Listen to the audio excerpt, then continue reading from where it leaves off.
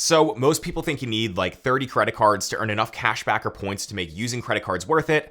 But to me, that couldn't be further from the truth. In my opinion, you actually only need 5 credit cards in your wallet that each play a specific role to help you get the most value back from each dollar you spend in different categories. However, with hundreds of credit cards to choose from, it's easy to pick the wrong ones and then leave a ton of value on the table. So in this video, I want to make things super easy and go over the only 5 credit cards you need in 2025 that are way above the competition right now and work really well together. And I've got setups for both cashback and travel, so no matter what kind of rewards you're into, this video right here is going to help you choose an amazing setup for your wallet. Now, I've also got a few other bonus credit cards I like that I'll mention throughout this video here that you can go ahead and take a look at as well if you want to sort of level up your 5-card setup a bit. But first, to start things off here for credit card number 1, you want to set a good foundation with the right catch-all card. Now, a catch-all card is what you're going to use for miscellaneous expenses that do not fall under a typical high multiplier category on any other cards you have. So for Team Cashback, the catch-all card that we're going to go with here is going to be the popular Citi Double Cash. The Double Cash has no annual fee and it earns 1% back when you buy something and then another 1% back when you pay off that purchase. So effectively, that's an easy 2% back on everything, because just as a reminder here, you should only be using credit cards if you know that you're going to be paying them off on time and in full every single month to increase your credit score while also avoiding interest. Now, for the Double Cash, Citi also typically runs a pretty solid welcome bonus here for $200 cash back after spending $1,500 in the first 6 months. So again, for a nice simple cashback card that earns 2% back on everything, you really can't go wrong with the Citi Double Cash. Now, for Team Travel, this is where I have to recommend the Capital One Venture X above anything else right now, just because this is going to be such a powerful card. And even though the $395 annual fee might scare off some people at first, once you take a deeper look at this, you're going to see that the annual fee is super easy to offset with the value that it gives you. So first of all, you're going to get a 75,000 mile standard welcome offer after spending $4,000 in the first 3 months with this card, and that bonus is worth a minimum of $750 at a rate of 1 cent per mile. However, I personally value my Capital One miles at 2 cents each because of the hotel and the airline transfer partners that come with the Venture X, so to me, this bonus is going to be worth more like $1,500. You're also going to get 10,000 additional miles every year starting on your first account anniversary, plus a $300 travel credit every year for travel booked through Capital One. So even in year 2 and beyond with this card, that 10,000 mile bonus is going to be worth at least $100, and then combined with that $300 travel credit, that means you're basically coming out at least $5 ahead of the $395 annual fee. That allows all the other benefits here on the Venture X to then become essentially pure value profit with the way that I look at it. So that includes things like airport lounge access with Priority Pass and Capital One lounges, which are great, but it also includes the ability to earn 2x miles per dollar on everything, which is why it's going to be here as the catch-all card in my travel setup for this video. Plus, on top of earning 2x on everything, you can also earn 10x miles per dollar on hotels and car rentals booked through Capital One, and 5x miles per dollar on flights and vacation rentals booked through Capital One. And that portal also has some nice price drop and price matching benefits, so the multipliers right here when booking travel through Capital One can actually be a pretty good deal most of the time. Now, even though the Venture X is going to work for just about anyone out there who travels, if you still just don't want to do that $395 annual fee for some reason, then you could go with the cheaper $95 per year Venture card instead. That card still earns 2x miles per dollar on everything, so still a good catch-all option, and it also has transfer partners and a great standard welcome bonus, but the benefits are going to be a bit less than the Venture X, so airport lounge access and a few other smaller things are going to be missing here. So to me, the Venture X is going to be the best option to go with unless you're able to maybe take advantage of a limited time offer over on the Venture card. All right, now next for credit card number 2 in these setups, you really want to look into getting a good solid rotating category card, because these are what's going to be the high earners in these setups when they're used the right way. So on the cashback side, we're going to have a very well-known card here, which is the Discover It cashback. Now, the Discover It has no annual fee, and it's going to be able to earn 5% back in rotating quarterly categories that change up every 3 months. So right here, you can see that so far in 2025, we've seen categories like restaurants, home improvement stores, and select streaming services, as well as grocery stores and wholesale clubs. Now, a couple of things to be aware of here is that you're only going to be able to earn that 5% cash back on up to $1,500 of combined purchases each quarter in whatever the rotating categories are. And you do have to also remember to actually activate these 5% categories at the beginning of each quarter. What's also really valuable here is that if you're a new Discover It card holder, the Discover is going to match whatever cashback you earn in your first year with this card dollar for dollar. So really, these 5% categories are going to become twice as valuable in that first year. Now, another notable thing that I did want to mention here is that recently US regulators gave the final approval for Capital One to actually acquire Discover. So that technically means there could be some changes to Capital One or Discover's products at some point down the line. However, we don't really know what kind of things could actually change or what new stuff could even be introduced after this merger officially closes. So go ahead and let me know down in the comments section below what you guys want to see from this, because I want to hear what your thoughts are on what these two big credit card brands could look like moving forward. Then over on the team travel side of things, for the rotating category card, I want to go ahead and mention an option that most beginners think is going to be a cashback credit card, even though it works better in a travel setup, and that is going to be the Chase Freedom Flex. So the Freedom Flex works very similar to the Discover It card by also earning 5% back in rotating quarterly categories and up to $1,500 of combined purchases each quarter. However, in the fine print for the Freedom Flex, you can see here that you're actually going to be earning points. So instead of 5% back, you're actually going to be earning 5x ultimate rewards points per dollar. And because of that right there, those 5x points are going to be even more valuable since they can actually be redeemed for travel by combining the points earned under this card with another Chase Sapphire card that we'll talk about next. So in this travel focused credit card setup as a rotating category card, the Chase Freedom Flex is going to be a super high earning option when you keep track of these categories. And that's because it's going to cover a lot of high spend areas as well, like grocery stores, Amazon, select streaming services, and more. Again though, just like the Discover It, you do have to remember to actually activate those categories every single quarter to take advantage of this high earning rate. And then outside of that, you can also earn in a few other ways, including 3x back on dining and 3x back at drugstores. The Freedom Flex also typically has a pretty decent sign-up bonus that's generally worth around $200 or really 20,000 ultimate rewards points after spending $500 in 3 months. But like I said, in order to actually unlock the true value of these points for travel, you do need a Chase Sapphire card,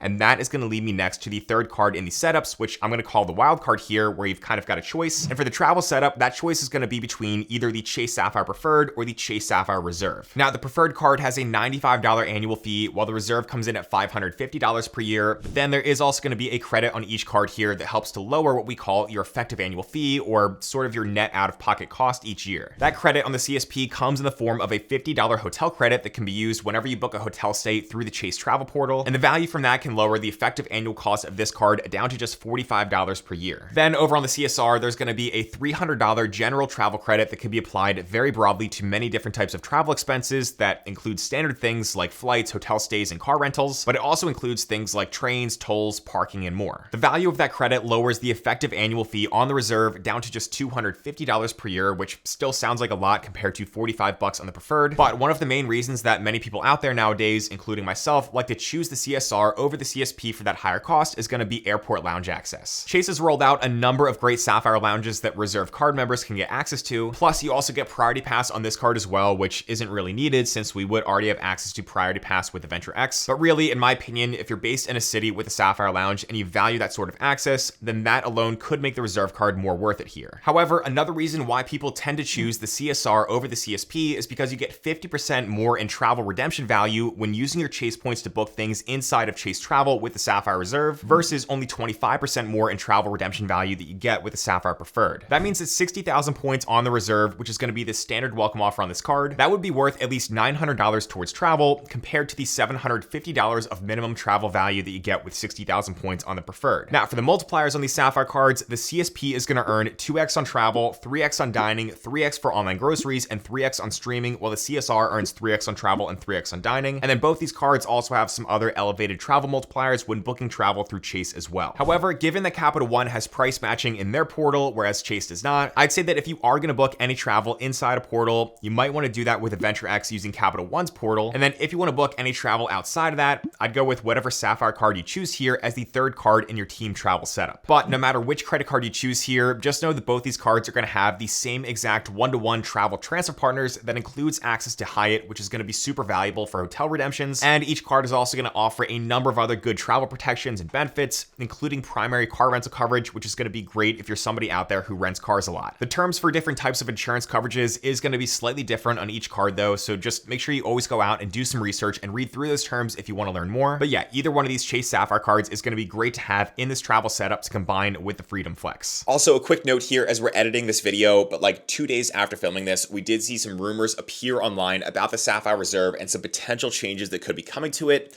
Now, I have no idea if those changes are actually going to turn out to be true or not, and I don't want to speculate until we hear official word from Chase. But if there are any changes in the future that come to the Sapphire Reserve, I'll be sure to make a full video about it and also link to that video on the screen right now. Now, for the wild card on the cashback side of things, the most valuable option that I think you're going to have here is going to be between the American Express Blue Cash Everyday and the American Express Blue Cash Preferred cards. And those are both going to earn cashback in a few really good ways, and they both also come with decent sign-up bonuses that are usually around a couple $100. The Everyday card has no annual fee, and it earns 3% back on groceries from US supermarkets, 3% on US online retail purchases, 3% on gas from US gas stations, and each of those categories is going to earn that 3% back for up to $6,000 of spending per year. For the Preferred card, this one is going to have no annual fee in its first year, which then becomes $95 per year after that, and this card earns 6% back on groceries from US supermarkets on up to $6,000 of spending per year, along with 6% back on select streaming subscriptions, plus it also earns 3% back on transit and 3% back on gas at US gas stations. Each of these cards also comes with a $7 per month credit on eligible auto-renewing Disney bundle subscriptions.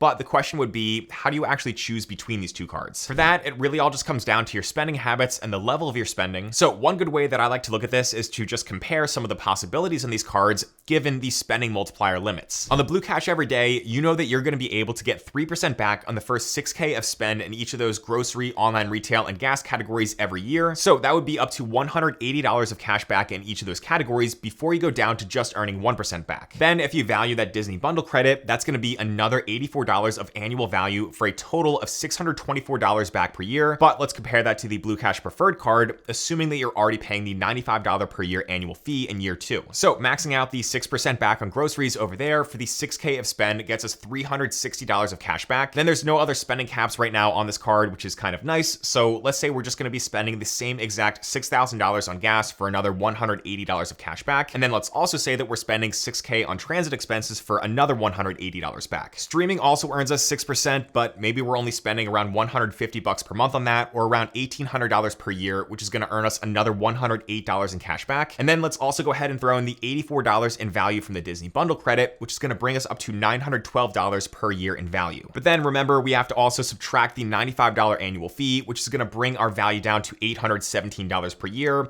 And that beats the $624 per year that we would get on the Everyday card by just a little under $200. However, then you got to ask yourself, is all this math and all this accounting going to be worth just an extra $200? Because most people I know who like a cashback setup also value the simplicity of it. So again, both of the Blue Cash cards here from American Express are going to be great for this setup, but it's really all about your own levels of spending and your own preferences that's going to help you decide which card is best for you. Now, all right, after that, we're going to go ahead and move on to what I call the food credit card in each one of these setups. And food is typically one of the highest areas of spending for most people, so we really want to try to maximize this category with the right card. And for many people out there, the same no annual fee card is going to work great in either one of these setups here, and that is the Capital One Saver. Now, I actually have one alternate card for Team Travel and one alternate for Team Cashback as well that some people might prefer over the Saver cards, so I'll get to those in just a minute. But for the cashback side of things, the Saver earns 3% back on grocery stores, dining, entertainment, and popular streaming services. It also has a standard $200 welcome bonus after spending $500 in the first 3 months. But again, as a food credit card here for cashback, earning 3% on groceries and dining is pretty great. Also, even if you decide to go with the Amex Blue Cash Preferred card as your wild card option to earn 6% back on groceries in the setup as well, remember that 6% back is only going to work on the first $6,000 of spending per calendar year. So if you manage to use all that up, then still having this 3% card to fall back on with a Saver is a good deal. Now, depending on your dining budget, another credit card that you could consider here as your food card in this cashback setup is going to be the no annual fee US Bank Altitude Go. And the Altitude Go earns 4x points per dollar, which is worth 4% back on dining, takeout, and restaurant delivery on the first $2,000 of spending on that stuff each quarter. That breaks down to around $667 on dining spend per month. So if you're spending roughly around that on dining and you're going to be cool with using another credit card in this whole cashback setup for most of your grocery spend, then yeah, the US Bank Altitude Go might be another solid option to consider having. Now, in the travel setup, so far the Freedom Flex along with the Sapphire Preferred and Sapphire Reserve all earn 3x back on dining. But as far as having a food card for grocery store spending, the Capital One Saver is going to make a lot of sense here as well. And that's because by having the Venture or the Venture X cards, you can turn the cashback earned from the Saver card into more valuable miles to redeem for travel. That means 3% back on grocery stores, dining, entertainment, and popular streaming services is going to turn into 3x miles per dollar on those things, and then the $200 welcome bonus is going to turn into 20,000 miles. Plus, what's cool is that the Saver card has no foreign transaction fees, which is honestly pretty rare for a no annual fee card like this to have. And so if you're looking for a super easy to justify zero cost credit card to cover your food spending pretty well, then the Capital One Saver is going to be a great fit in this team travel setup. setup. However, if you're looking to level up just a little bit more, then another obvious choice here for the food credit card in this setup is going to be none other than the American Express Gold Card. Now, the Amex Gold does have a $325 annual fee, but it also comes with over $500 in value from annual credits and benefits for things like Uber, Dunkin', Resy, and select dining partners, and that can potentially help to partially or fully offset that fee. So if those credits fit in pretty well with your natural spending habits, then pretty much anybody out there can make the effective cost of having this card much lower than it actually seems on paper, and then you're going to be able to earn a ton of points here with the 4x multipliers on restaurants and groceries that the Gold Card is known for. There's also always a ton of really great welcome offers going on for the American Express Gold Card for even more upfront value. So again, if this card makes sense for you with your spending habits, then it is definitely going to be one of the clear choices to have here as your food card in this 5-card travel setup. Now, before I get to the really valuable bonus cards that I would also think about including here to kind of supplement these credit card setups, I also wanted to go ahead and mention what I call the multi-purpose card next here that I think is sort of going to be a no-brainer to have in absolutely anyone's wallet, and that is going to be the Citi Custom Cash as card number 5 for both Team Cashback and Team Travel. The Custom Cash has no annual fee and it earns 5% back on your top eligible spend category each billing cycle for up to $500 spent. So roughly each month, that basically gives you an opportunity to earn up to $25 of cash back in one of 10 categories that includes things like restaurants, gas stations, grocery stores, select travel, select transit, and more. Basically, this is meant to be the card that kind of fills in the gaps in your credit card strategy because you can just adapt your spending habits to make one of those 10 categories the primary thing that you use the Custom Cash for. Plus, you can also earn a solid welcome offer of $200 cash back after spending $1,500 in the first 6 months of account opening. So obviously, as a zero-cost cashback card, the value here from that bonus and the 5% back works great, but even in a travel setup, I still think this is going to be worth having as your multi-purpose card as well. That's because earning 5% back on any one of those 10 categories is going to be a high earning rate no matter what, even if you don't have a way to redeem the rewards earned with this credit card towards flights or hotel stays with transfer partners. However, if you do want to eventually add a bonus credit card at some point down the line in the future, like the Citi Strata Premier, then you can actually redeem the rewards earned from the Custom Cash for travel. That's because the Strata Premier does have transfer partners, and the Custom Cash is technically going to be earning Citi thank you points when you read the fine print over on Citi's website, and that allows you to then combine the points earned under the Custom Cash card with the Strata Premier in order to get even more value. The Strata Premier also has a nice standard 60,000 point sign-up bonus that's worth at least $600 at a minimum value of 1 cent per point, or like any other flexible points currency card, those points can get you closer to around 2 cents per point or more for closer to at least $1,200 in value when transferring those points. This bonus card is also just a great standalone option that earns 3x points per dollar on air travel, hotels, restaurants, supermarkets, gas stations, and EV charging stations. But what I'm really hoping kind of becomes an option to add as a bonus card instead here might be more of a premium Citi Strata card that's been rumored to launch for a while now. Hopefully we'll see that coming at some point in 2025, and maybe by the time you're watching this video in the future, we'll have that as an option here instead. So we'll see, but in the meantime, if you don't want to add another travel credit card like that, which has another annual fee, then the next bonus credit card option in this travel setup that I recommend is none other than the Bilt MasterCard. This card is going to be a must-have if you rent and you want a good bonus credit card to kind of complement this 5-card travel setup, and that's because this has no annual fee and it earns 1x Bilt point per dollar on rent payments for up to 100,000 points per calendar year without any transaction fees that most landlords would normally charge you if you pay rent with any other credit card. You do have to use this card at least 5 times per statement period in order to earn those points, but Bilt has access to the best list of transfer partners out of any program in my opinion, which is going to include Hyatt and Alaska Airlines. And there's a ton of other features on this credit card as well, including the potential ability to earn points on mortgage payments that we should see at some point in 2025 as well. I made a whole video about the Bilt MasterCard that you can go ahead and check out down below in the description after watching this video. But if you're more on Team Cashback and you're looking for a bonus credit card to potentially complement your 5-card setup, then my main recommendation here is going to be the Amazon Prime Visa. This card requires a Prime membership, which most people in today's world have anyway. And with that membership, there's going to be no additional annual fee to get the Prime Visa, which then allows you to earn 5% back on Amazon and Whole Foods. Since you can buy most things from Amazon nowadays at pretty cheap prices, that 5% kickback obviously can be super powerful, and they even give you an Amazon gift card for around $100 or sometimes even more during limited time offers once you get approved for this card. Now, the only problem that you might run into when trying to get approved for that card or really any other popular credit card we talked about here in this video is that you need to have your credit score in super great shape. So if you want to learn a few easy steps that you can take right now to dramatically increase your credit score, then make sure to go ahead and check out this video over here on the screen next. But as always, thanks so much for watching, and I'll see you in the next one.